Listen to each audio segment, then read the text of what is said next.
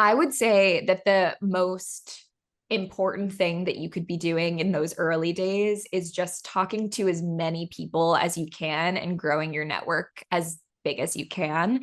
And I think that don't try in the early days, try to have conversations where you're not asking for anything other than advice. Like, don't go to a company and ask for money just yet. Really go and ask for advice, ask for their time. Some people will say no because people are busy, and that's totally fine. But what I found and has been very, very helpful for me is that people are more willing to either offer help if you ask for advice.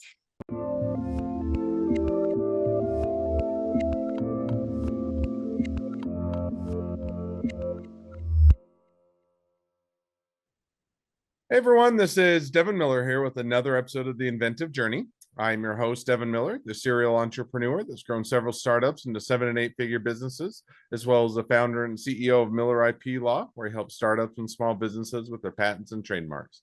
You ever need help with yours? Just go to strategymeeting.com, grab some time with us to chat, and we're always here to help. Now, today we've got another great guest on the podcast, Morgan Lavoie. And Morgan started her journey in high school. Grew up on the island, or on an island on the coast of Maine.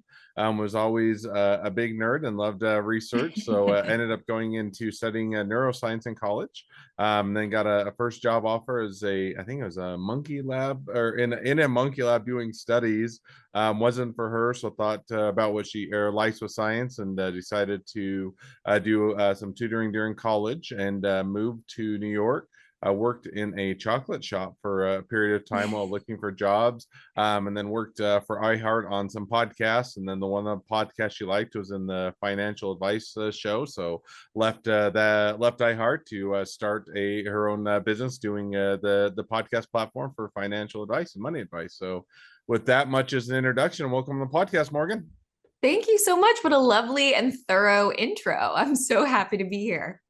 Well, I condense everybody's life into the 30 or 45-second version of it. So I guess that's an innate talent that I have. But no, glad to have you on, and looking forward to a great discussion. So I just gave a quick run through to a much longer journey. So why don't we rewind and unpack a little bit, and tell us a little bit about how you grew up on an island off the coast of Maine. Yeah, it was really a magical type of childhood. It's a very small town, like you said. It's an island off the coast of Maine. It's called Mount Desert Island, and it was very seasonal in terms of how many people were on the island at one time. It has a really big tourist community in the summer, very quiet in the winter. And in the winter, we would get so much snow that in the movie theater in town, you could actually change the letters on the marquee by standing on a snowbank, and you could touch the roof that way. And it was a very small town. You know everyone, and a really great community. And so that was a really wonderful way to grow up, to feel very much embraced by the people that live around you, and getting to make lasting friendships. And I think it's much easier to grow up in a small town and then move to a big city than the other way around. Because I feel like, my friends that I know now who grew up in big cities, when they come to visit me in Maine, because I, of course, make everyone come to Maine with me, they always say, like, what's there to do? This is so understimulating. But I think being able to just appreciate nature, appreciate the quiet, was a great way to grow up.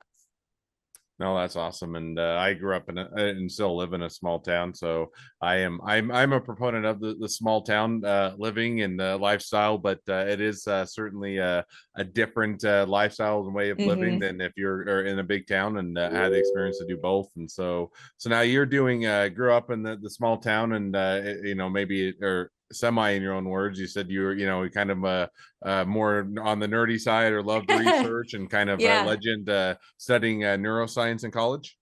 Yeah, that's right. That's right.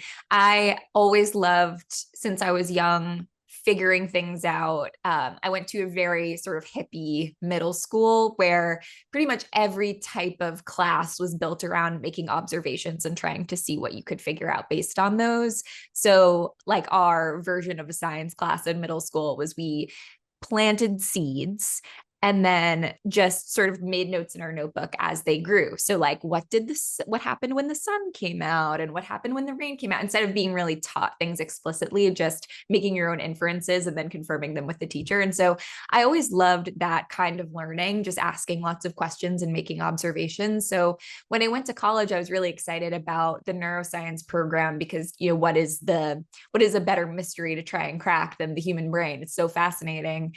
And like you said in the intro, I was thinking that once I would graduate college, I would move to New York and I would work in a lab and wear a white lab jacket every day. That's what I thought I was going to do. And then the first job offer that I got was in a monkey lab. And I just thought, I can't do that. That I would be doing cranial surgeries on monkeys. And I just thought I'm not fit for that. And so it made me really take a pause and think back on what I really loved about neuroscience and what were the things that I was drawn to the most in college. And I really loved the tutoring work that I did there. In my tutoring work, I talked to a lot of students who were just taking science classes because they had to as part of the graduate requirements. And I love trying to teach science in a way that was interesting for everyone, tried to tell good stories and make the concepts interesting and exciting, and really was more into unpacking information using storytelling. And I'd always loved podcasts and more of the science nerdy podcasts like Radiolab and Invisibilia. I've always really loved. And so I started to look around instead to see what sort of science journalism and podcasting opportunities there were. And so when I got the opportunity to work at iHeart, I really jumped at it. Now, I'm going to back up just a little bit because one of the things you mentioned a little bit beforehand, which I thought was interesting, or at least sounds like fun, is why you were looking for that or figuring out kind of what you're going to do. You went and worked at a chocolate shop or factory or something to do with chocolate. Yeah. So fill us in a little bit on that. Totally. Yeah. Well, I had to pay the bills while I was looking around and trying to find a job in media. And so I worked in a very small chocolate shop in Harlem called Lori and Sons.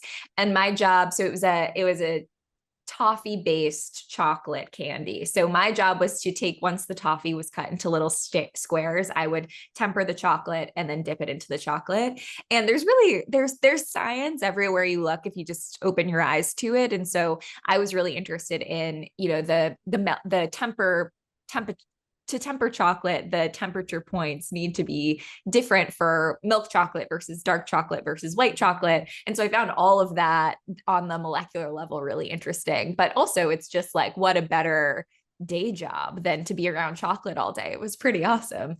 And it was in a very cool warehousey type of community in Harlem where there were lots of other entrepreneurs running food-based businesses. There was one bakery that was just a pay what you can model.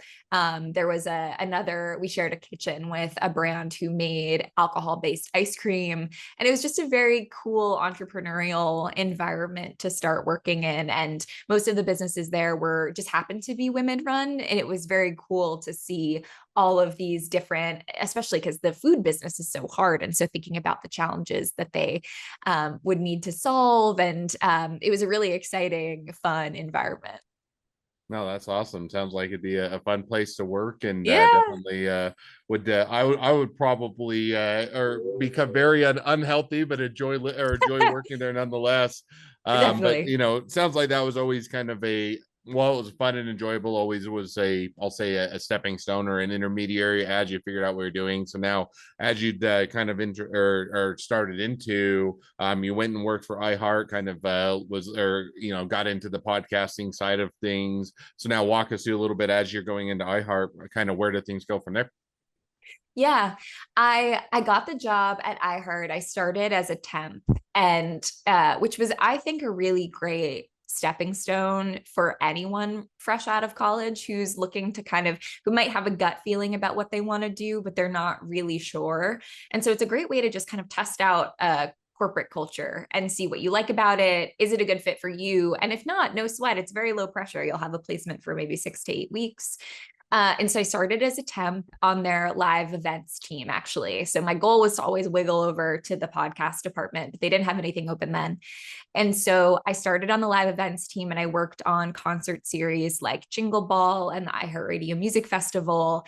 And I loved the sort of show must go on energy about it, working in a live event. There's so many moving parts. iHeart's shows have a television component. Of course, there's the live concert aspect of it. And then to see so many of my favorite musicians get to perform, it was just such a great bonus and perk. Mm. And I learned a lot from watching my boss, John Sykes, who is one of the co-founders of MTV, who's just had the most phenomenal, interesting career. He worked, among many other things. He really kind of rolled up his sleeves and got into the nitty gritty of some of the day to day, even though he was quite senior. And so when people would write the radio spots for the live events, he would always take a look at them and make some tweaks. And I learned a lot by just watching him see the promo copy come in and then just what changes he decided to make to them. And he was really great at understanding what an audio based audience is looking for in the promo, because if you're used to writing for video, it's very different. You have all of these visual cues, but he really helped me start to think about, okay, you're reaching somebody who is maybe listening in their car. They don't have any visual cues to go off of. So how can you make what they're hearing interesting? And so even though I wasn't on the podcast team yet, I got to really start thinking about the creative side of audio and how to make good decisions that would really draw people in, only using their ears, really. And so it was a really great experience. I loved being on the live events team. And then after about 2 years or so, I was able to move over to the podcast team, where I started working on shows like Why Am I Telling You This with Bill Clinton, and Many Questions with Minnie Driver, and Just Be with Bethany Frankel. And then I started the podcast Money Rehab, which is hosted by Nicole Lapin, who's a former CNBC anchor and a former CNN anchor and a former Bloomberg anchor. She's had this really incredible TV career and has really focused her life work on making financial literacy accessible and fun and interesting. She's been described as the only financial expert you don't need a dictionary to understand. And I think that's very true. She uses, jargon-free, fun language. And we started the show during COVID, and it was a time when people had a lot of questions about their money. There was the stimulus checks coming out, and people weren't quite sure what to do with them, and people were getting laid off and not sure how to support themselves. And so we just found a lot of outpouring of support for the show in a way that was really moving and impactful. And we thought that we had something there. And so we used Money Rehab as the marquee show to launch Money News Network, which is the podcast network that we have now, really about making these concepts of doing better with your money, doing more in your career, making them accessible and fun. So we have 7 shows across our slate now, and they all have to do with demystifying this world of finance and business. Mm.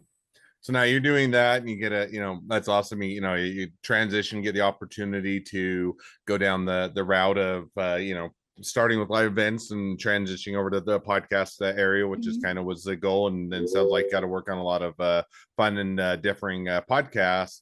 Now, and you mentioned, got over to the financial show, and that was a great opportunity. And then at some point, sounds like, when we talked a little bit before, you decided to explore kind of striking out on your own, or pursuing something, on your own podcast front, or walk us through a little bit as to how that played out, or how that transpired. Yeah. So Nicole, who is the host of Money Rehab, just really felt like she could do more than just the one show that she was doing. And we were getting, when Money Rehab came out, we were getting all of these reviews from listeners that were like, I watched my family's house get foreclosed on growing up, and I felt like I was doomed to repeat the same cycles. But knowing that there's a different path and that I can learn how to do better with my money is not an option that I ever really knew that I had in front of me. And I think a big part of that is just we don't learn about money in school. It's not a part of a core curriculum in a lot of places, and so we learn from our parents, for better or for worse. And a lot, and our parents learned from their parents, and so it's hard to break a bad financial cycle if you were born into one. And so Nicole saw the impact that she had with her first podcast and thought, I can do more by creating a home for all of these other shows that are aligned under the same mission. And so she asked Mm. if I wanted to come along with her and start Money News Network with her and be the COO and editor in chief. So oversee the editorial, but also work on the partnerships with her. And I had not really thought about entrepreneurship for myself. Like, I was somebody who would be very comfortable working in one business for 50 years and then retiring, and after having been in one place. I'm somebody who really who likes consistency.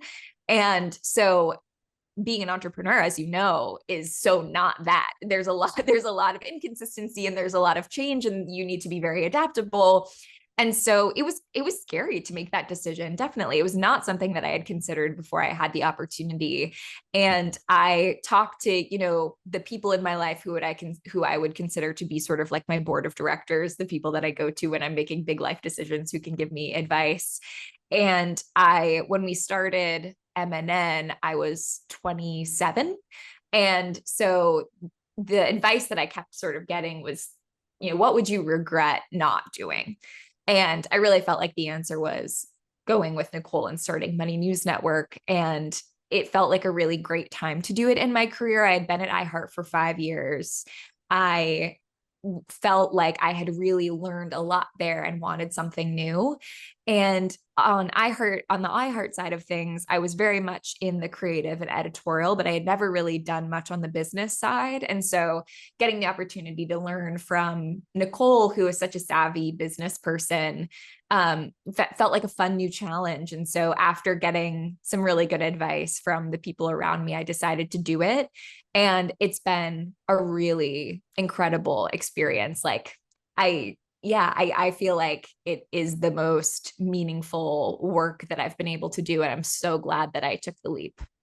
Oh, that's awesome. Sounds like a great opportunity. Now, to follow up, so when did you make that leap, or when did you make the jump over? Yeah, so it was the tail end of 2022. Awesome. So now you do that till end of 2022. Things Mm-hmm. are starting to open up with COVID. People are kind of Yeah. figuring out, business or money and that, and all the different things that go along, and inflation and housing markets and all Mm-hmm. that. So I'm sure plenty of things to address. Now, as you're making that jump, as you kind of hit on, there's a difference between working for a large organization that has a lot of things in place, a lot of things figured out. There's a degree of, I'll put in quote stability, or at least the Yeah. appearance of so, and you kind of have a lot of that infrastructure to help you along. Now, as you make the jump to your own thing, you get to find out a lot of the things you weren't aware of that oftentimes go on behind the scenes, or all the work Yeah. that you have to put into it. So walk us through it. As you made that leap, you've been going now for a year and a half, 2 years, somewhere in there. Mm-hmm. How have things gone? Has it been a rocket ship to the top, and money raining down from the skies, or still figuring things out, or things are scraping by, or on the verge of bankruptcy, or somewhere in between? Or kind of walk us through a little bit how it's gone the last couple of years. Yeah. Well, we're in a really great spot now where the monetization model for our network is really around advertisements. And we're at a point now where we're selling out of ad inventory. So that's a really great place to be. But it definitely was not like that right out the gate. We launched in a soft ad market, which was a very scary place to be when that's sort of the core of your business model. And to your point, I had never done a sales pitch in my life, and that did not come naturally to me. I did a couple of really bad sales pitches before I got the hang of it. And so it was really fascinating. I have such a greater appreciation, again, to your point, of all of the things that were going on behind the scenes when I was at iHeart. And it really just took a lot of trial and error, honestly. Like, you have to do a couple of in order to. One of our hosts on the network, Jason Pfeiffer, who's the editor-in-chief of Entrepreneur Magazine, he did an interview with Ryan Reynolds, and Ryan said, in order to be good at something, you have to be willing to be bad, which I think is very true. And so I was willing to be bad at sales in the beginning, and I totally was. I got really nervous. My voice would start to break a little bit as if I was crying. And then I was like, am I crying? Should I be crying? Is this going really badly? And so it took me a while to be comfortable with it. And I think that the what I had to sort of come back to was one, just practice. Like I knew that it would get easier, but also you have to remember that when you're doing a sales call, you're really just talking about why you think what you're doing is awesome and why you believe in it and why other people should be a part of it. And that, when I thought about it that way, it became really easy because I do really believe in the business and what we're doing. And so it got so much easier. I now can say that I can do an ad sales call without my voice breaking. And now we're in a, just from both a business standpoint and an audience growth standpoint, we're doing better than we ever have. You know, Nicole's show Money Rehab does over 1.5 million downloads a month, and Yahoo Finance just named it the #1 personal finance podcast. And we're selling out of ad inventory. So we're meeting all of our growth and from both an audience and a financial perspective goals, but it definitely did not come immediately. And so it's great to be in business with somebody who is a financial expert, because she really had smart expectations around, we're not going to be selling out of ad inventory right away. We're not going to be profitable on day one. And so something that I learned from her that's really important and has been very helpful for me is to set bridge goals, not just a goal where it's like, we want to, like you're saying, make money rain from the sky. And until you get to that point, you don't feel like you've had a success. So having intermediate goals along the way, bridge goals to get to that big goal so that you can still have reason to celebrate. Because before you're profitable, you have to break even, and you should be able to celebrate that. And so that has been really helpful in just setting what the baby steps are in order to be successful, and to know that you're on the right track. No, that's definitely awesome. And it sounds like the track that you often take or on a lot of, or the learning curve that a lot of people go through as you get going on your own business journey and working in a startup and a small business. But sounds like things are going well and continuing to evolve and develop, and continuing to have plenty of opportunities to learn along the way. So with that kind of is a great point to transition to the two questions I always like to ask towards the end of each episode as we catch up to the present day of where things are at. So we're going to jump to those now. So the first question I'd like to ask is, along your journey, what was the worst business decision you ever made, and what'd you learn from it? Yeah, I would say I thought about this one a lot, because I definitely made mistakes, a bunch of mistakes, but I think the one that hurt me the most and hurt the business the most probably was I didn't think at all about the value of my time. And I think that when you are starting a business, you think that you can and should do everything. You have this sort of feeling of like, the world is my oyster and I'm going to do everything for my business. And you don't. So in the beginning, we launched with 5 podcasts. And so in addition to doing all of the ad sales pitching, I was also editing all of the shows, and Money Rehab is daily and everything else is 2 times a week. So I was editing 12 episodes a week. And I thought that that was the best way to do it. And I didn't stop and think, because I'm doing all of this editing, I'm not doing anything that's actually pushing the business forward or making us money in any way. It's sort of a triage of, I'm doing all of the work that needs to be done immediately, and I should be the one doing this work, instead of thinking, can we grow the team so that I can start to delegate these things so I can think about doing more of the valuable work in my time? Because there was a range of different responsibilities that I could be doing in a given day. Editing is a really easy one to outsource. There are a lot of very talented editors out there, but there aren't a lot of people who can pitch my business to advertisers, because not as many people care about it as much as I do, or can paint the picture in the way that I can. And so I didn't think about you can't do everything in one day. You have to pick and choose. You can't do everything alone. You have to pick and choose. So choosing the things that are the hardest to outsource, or the most expensive to outsource if you're trying to keep costs low, like outsource the things that are cheaper to do for somebody else to do, and keep the high impact things on your own to-do list. I think that in the beginning, I was spreading myself too thin. And because I was doing so much editing, I was dropping the ball on some of the bigger opportunities. So I would say that was the biggest mistake that I made. And since then, what I learned from that is how to, again, think about the value of my time and really think about it in terms of billable hours like a lawyer. Like, does this actually, what I'm focusing my time on, make the most sense for my business? And if not, how can I outsource that to somebody else who can do a great job with it so that I can do a great job with other things that have higher impact?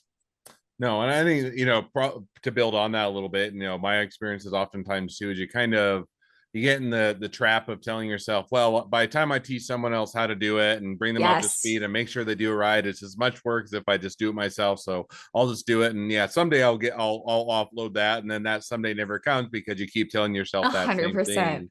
And yeah, to your point, if you never hand things off, you're not going to have enough time in the day, or even if you do, you're not going to spend the time on the things that are most impactful to business. So I think that's Yeah. definitely an easy mistake to make, but a great one to learn from. Definitely. Second question now that I like to ask. So now if you're talking to somebody that's just getting into a startup or a small business, what would be the one piece of advice you'd give them?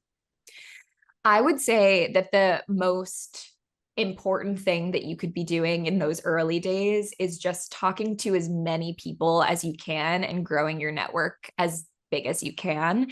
And I think that don't try in the early days, try to have conversations where you're not asking for anything other than advice. Like, don't go to a company and ask for money just yet. Really go and ask for advice, ask for their time. Some people will say no because people are busy, and that's totally fine.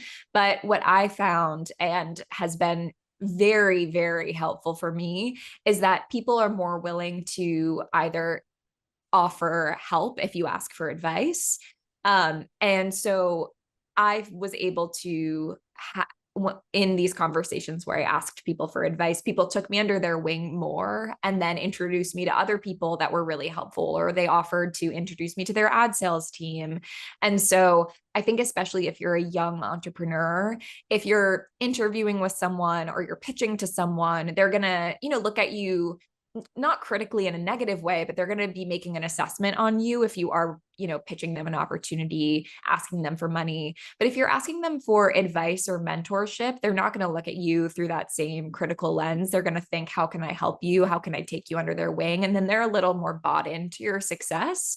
So they'll be more willing to help you and go to bat for you than if you were just making a bigger ask right off the bat.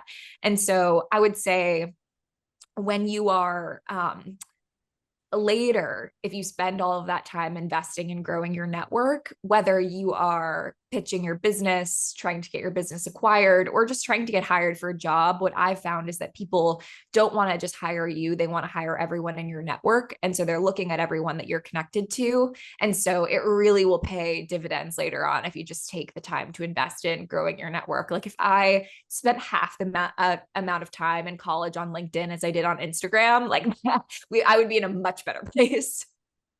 No, I think that's awesome. And I think that's some great takeaways, and then definitely some to things to incorporate as you're getting started and as you're getting going. So, well, now as we are wrapping up towards the end of the episode, if people want to reach out to you, they want to be a customer, they want to be a client, they want to be an employee, they want to be an investor, they want to be your next best friend, any or all of the above, what's the best way to reach out to you, contact you, find out more? Yeah, well, thank you so much. So you can listen to all of our podcasts wherever you listen to your favorite podcasts, wherever you're listening now. You can always email me. My inbox is always open, morgan@moneynewsnetwork.com and Morgan_Lavoie on Instagram. Slide into my DMs. I'm always around for a new best friend, of course.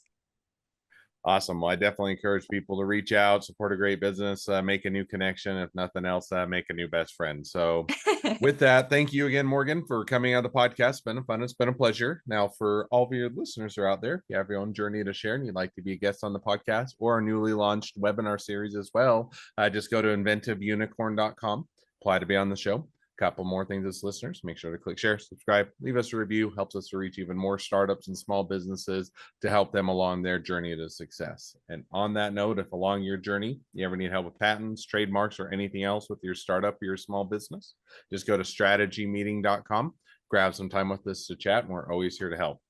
Well, thank you again, Morgan, for coming on the podcast, and wish the next leg of your journey even better than the last. Thank you so much. It was so much fun.